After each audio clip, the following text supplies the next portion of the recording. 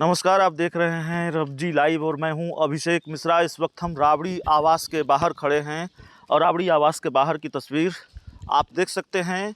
ये तस्वीर लाजमी भी थी क्योंकि आरजेडी को भरोसा है इस उपचुनाव से कि ये इस उपचुनाव के परिणाम आरजेडी के पक्ष में जा रहे हैं, लेकिन तस्वीर अभी साफ नहीं हुई है।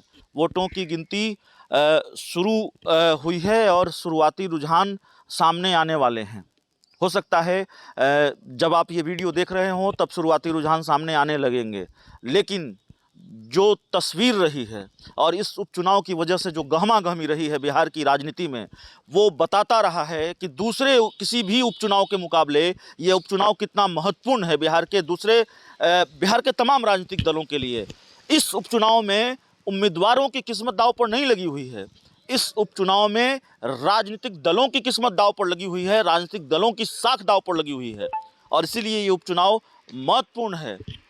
इसीलिए ये उपचुनाव महत्वपूर्ण है क्योंकि तेजस्वी यादव, कितना महत्वपूर्ण है ये उपचुनाव इसका अंदाज़ा लगा लीजिए कि कल वोटों की गिनती से ठीक पहले तेजस्वी यादव दरभंगा चले गए, वहाँ डेरा डाला और पार्टी के प्रदेश अध्यक्ष जगदानंद सिंह और दूसरे बड़े नेताओं ने तारापुर में डेरा डाला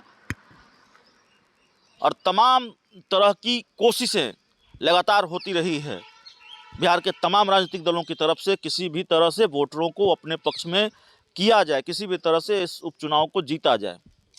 चिराग पासवान का हेलीकॉप्टर कितनी ऊंची उड़ान भरेगा ये इसी उपचुनाव से तय होना है। लालटेन जलेगी नहीं जलेगी, लालू यादव की चुनावी सभाओं का कोई असर हुआ है नहीं हुआ है, ये इसी उपचुनाव से तय होना है। कांग्रेस आरजेडी के बिना बिहार में कोई लड़ाई लड़ सकती है या नहीं लड़ सकती है?